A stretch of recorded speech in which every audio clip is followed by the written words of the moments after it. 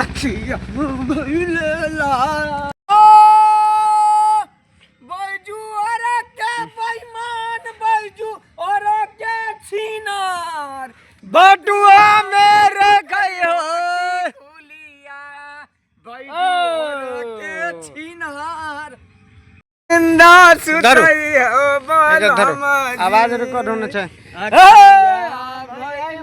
लाल एक निंदा सुतई हो बोल हमारी अखिया भइलेला चालू है। क्या हीरो तने बता नहीं हीरो क्या है कतराही के क्या हीरो है के नाक वाला बताई है बोला क्या हीरो बोला